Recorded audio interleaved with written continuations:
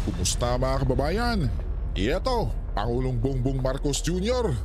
Bumisita na sa mga nasalanta ng bagyo sa Naga City. Ito, tingnan natin kabayan.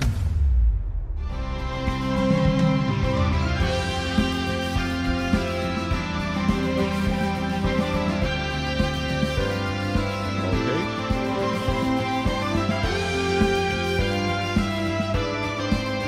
At aga naman sinalubong ni DSWD Secretary Gatchalian mga kabayan.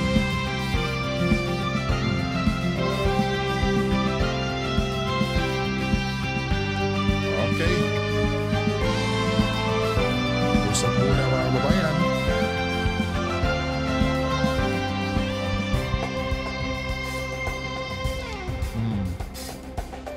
At nasa likod ni PBBM yung bagong DOJ Secretary mga kababayan, yung kapatid ni Boyeng Rimulya.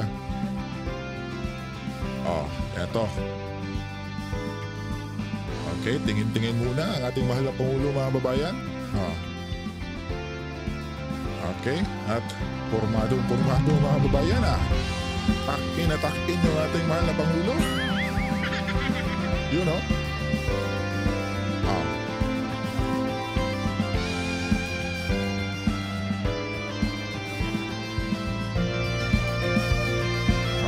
Panigurado, tinatanong ni Pangulong Marcos Jr. dito mga babayan na anong nangyari? Eto, may pants tayo. Kaway muna. Kaway muna.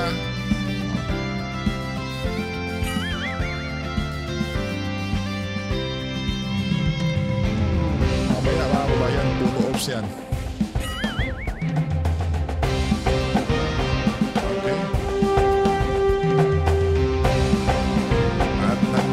Sa likod ni Pangulong Marcos mga kababayan, si Bibo Chodoro.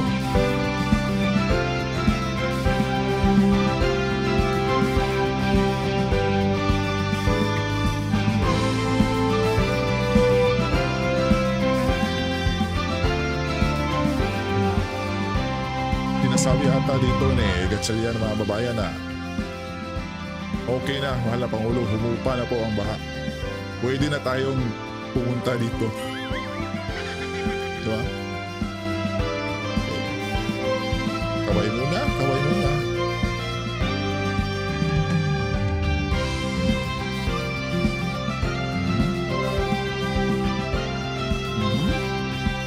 Next. Magsasalita na ba yung Pangulo mga kababayan? Eto na nga. Pakinggan natin.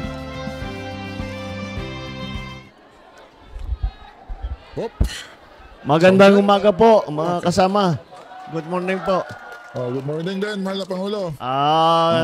Dumaan lang po ako para makita na yung mga dala na... Ano raw mga babayan? Dumaan? Dumaan lang raw yung ating Pangulo? Naku mga babayan. Bakit dumaan lang, mahal na Pangulo? Dapat sabihin mo na pinuntahan mo nga talaga sila dyan, mga... Naku po, mga kabayan.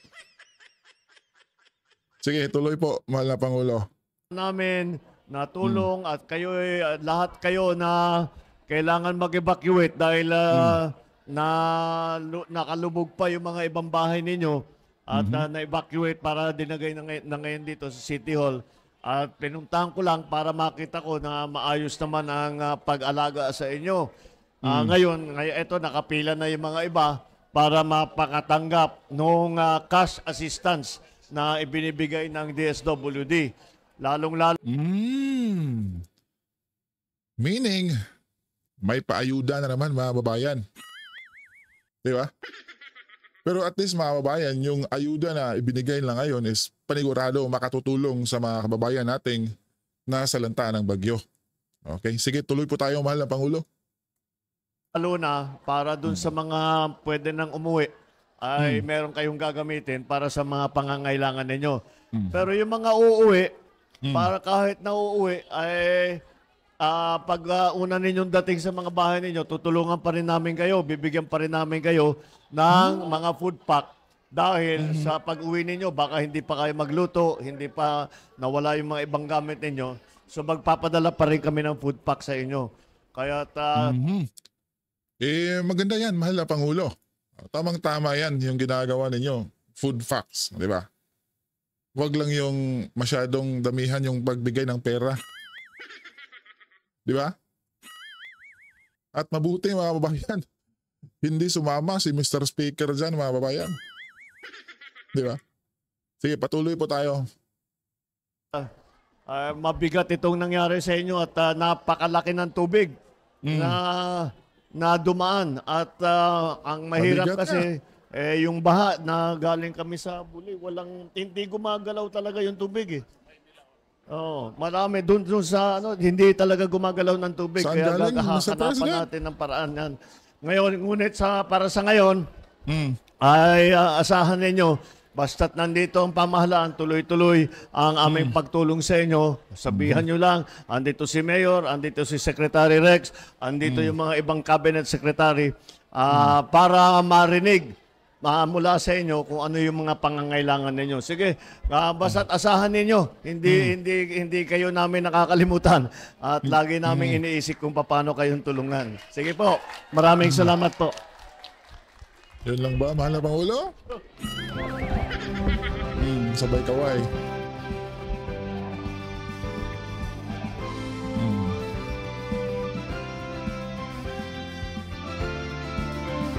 Mukhang doon lang tayo na mga kababayan sa sinasabi ng Pangulo na napadaan lang daw siya mga kababayan. Naku naman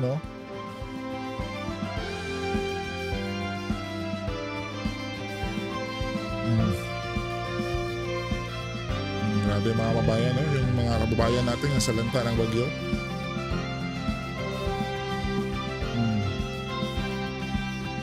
I-check mo yan mahal na Pangulo kasi baka kakagising mo lang at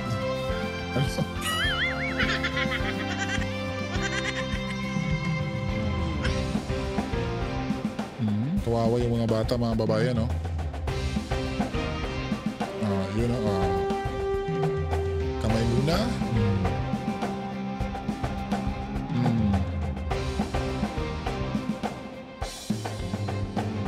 si Lola manghihingi pa yan mga babayan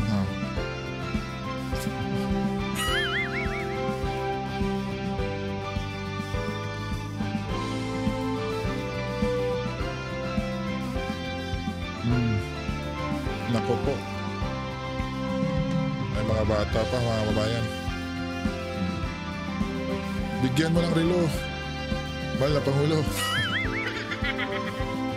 Huwag mong ipakita yung relo mo, mahal na Pangulo. Baka gusto ng bata niyo.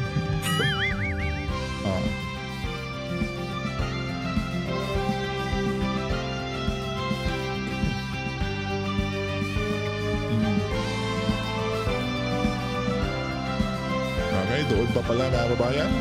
Sinabihan ng ating mahal na Pangulo na doon pa, ang dami pa. Apir? Yun naman pala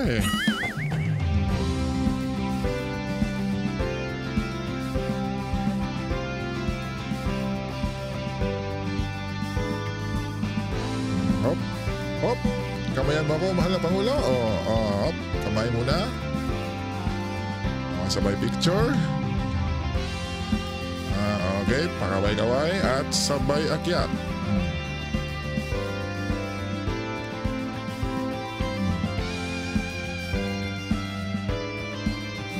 Tama talaga yung ating Pangulo mga babayan na pintayin natin muna na pumupa ang bagyo.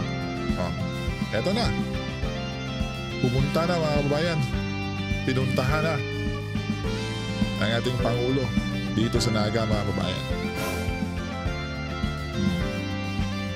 Diba? Okay.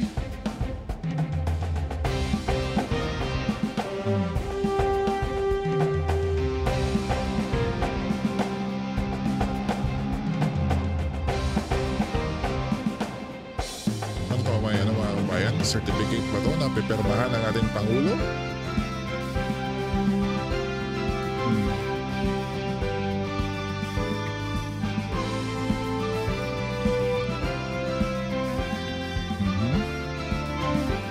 Check muna mga kabayan.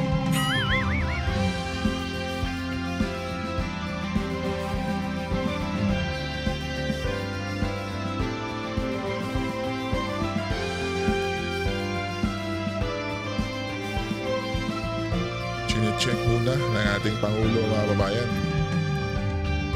kung ano or anong mga bayan pa na salanta ata. Or dapat i-check na ating mahal na Pangulo yung nasaan na ba yung flood control mga kababayan. Diba? Alam kaya yan ng ating Pangulo mga kababayan? Sa tingin nyo, alam nyo kaya?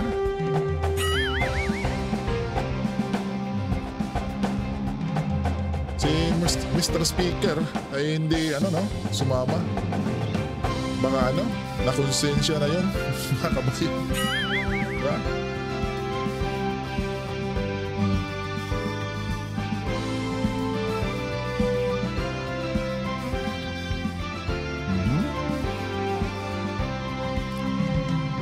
Takin muna yung ating mahal na Pangulo mga babayan. Okay, upo muna tayo.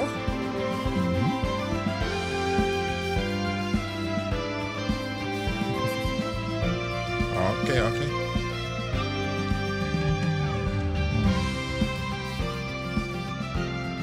Mag-press briefing ata to mga kabayan.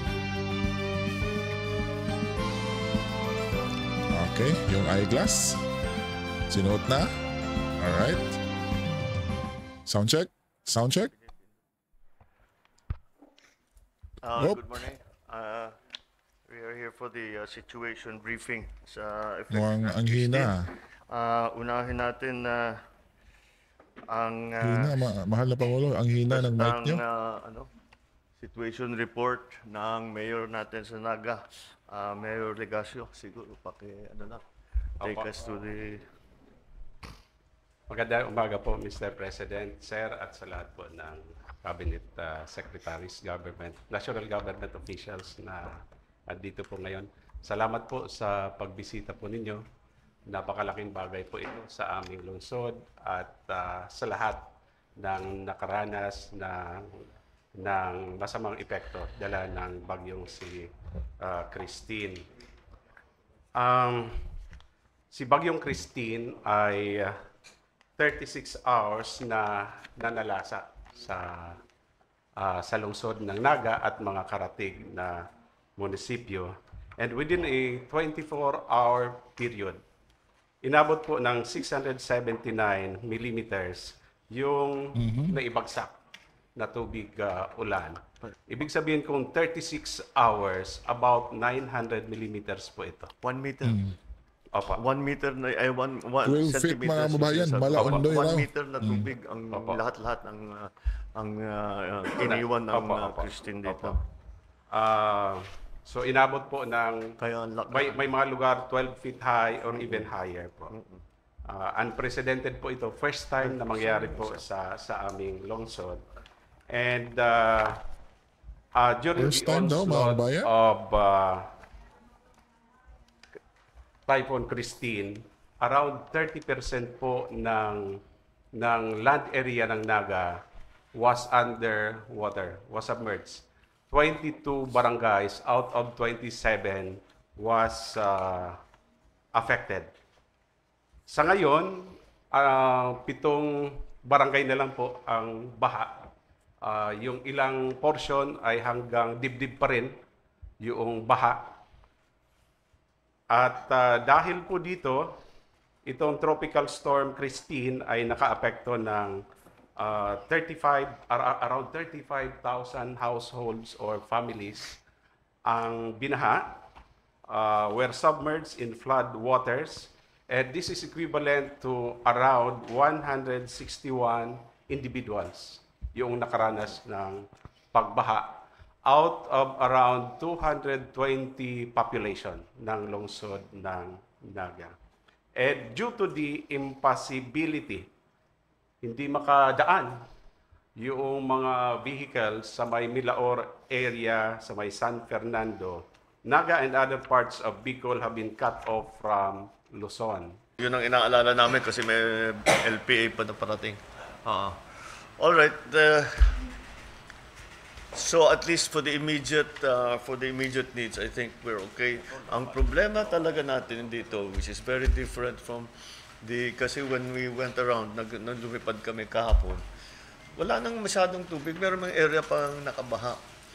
Pero very small compared, considering na nauna kayong maulanan. Itong mga lugar, mga Batangas, mga Cavite, nawala kagad ang tubig. Dito hindi nawawala ang tubig. But that's the proverbial problem of the Bicol River Basin. Kaya kailangan talaga natin pag-isipan what are we going to do in the long term, because you cannot expect any changes. The next time it rains, eto na naman tayo. It will be the same situation all over again. So we have to find a long-term solution. Pinag-aaralan ko ito, and I found that in 1973, there was the Bicol River Basin Development Project. Ito sa USAID project na it included the building AID, pero may kasamang ADB, pati yung mga Japanese, may yung wala pang JICA noon. What was the equivalent of JICA? EDC. Ha? EDC. Pati EU kasama sa plano. And it was a very I have here a study of from someone from UP that assessed the effects of the BRBDP. Despite some challenges, mukha namang naging malaking naitulong. Yun lamang, hindi natapos. In 1986, when the government changed, nawala na yung project. So, basta't natigil. So, we have to revisit it now.